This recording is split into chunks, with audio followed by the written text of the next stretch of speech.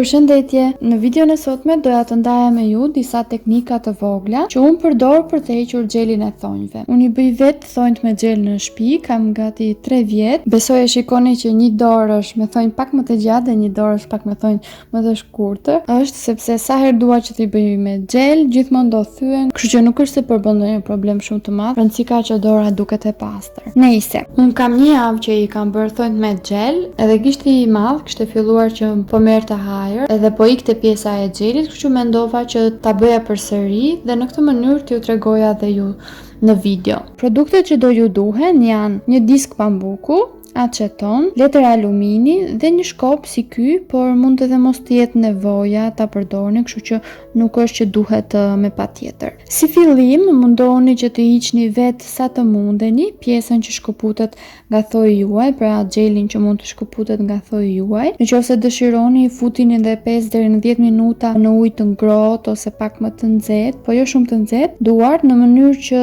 gjeli të zbutet akoma dhe më shumë dhe mund ta keni dhe më të lehtë që të hiqet. Më pas shikoni trashësinë e gjelit. Nëse gjeli është shumë i trash, e mira është që ta limoni pak me një lim, kështu do i hiqni edhe shkëlqimin e gjelit dhe në këtë mënyrë acetoni depërton më lehtë. Nuk është nevoja që ta limoni shumë fort, mjafton pak lehtë. Dhe nëse e keni gjelin e hollë, nuk është e domosdoshme ta limoni, por unë po e tregoj gjithsesi thjesht si shembull.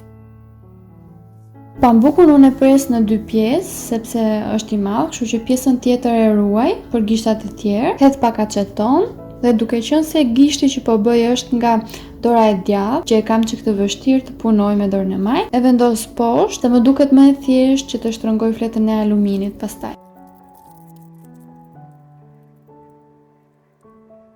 Qëndroj kështu për 15 deri në 20 minuta. Mbas 10 minutash e kontrolloj për të parë efektin që ka bërë acetoni, sepse koha dhe mënyra se si vepron acetoni ndryshon sipas llojit të gjelit. Pra ka gjel që duan më shumë kohë që të hiqen, ka edhe që hiqen shumë shpejt. Disa mund të jenë të coptuara gjeli, domethënë mund të jenë të coptuara ose të plasaritura vet kur heq aluminin, ose disa mund të kërkojnë që thjesht ta gryesh lehtë, siç po e bëj unë tani.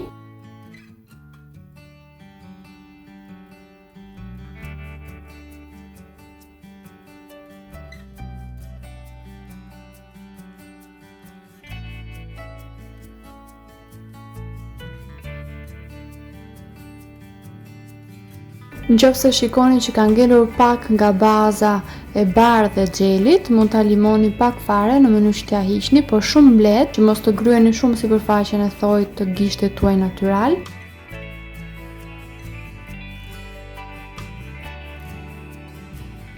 Dhe ja dhe gjeli u hoq, shumë lehtë, shumë thjesht, pa dëmtim, dhe unë tani do filloj që ta bëj prap gjelin nga e para.